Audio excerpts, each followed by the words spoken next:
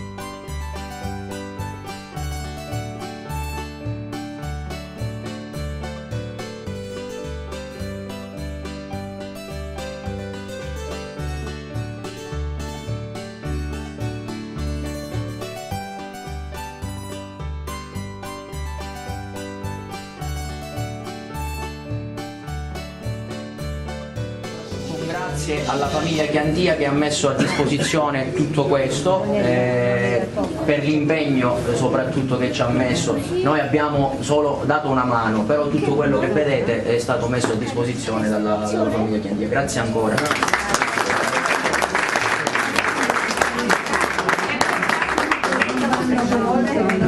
Prego.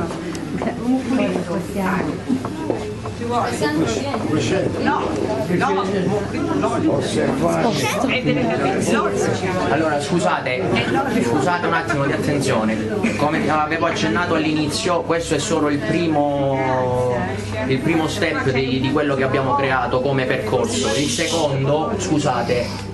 secondo è il vecchio sepolcro che c'è sotto la chiesa dove ci sono i santi. Abbiamo allestito una mostra fotografica e proietteremo una intervista sulle tradizioni della festa di Pasqua. Dopo aver visitato il mulino, volendo vi potete spostare di là, stiamo andando ad aprire. Grazie ancora.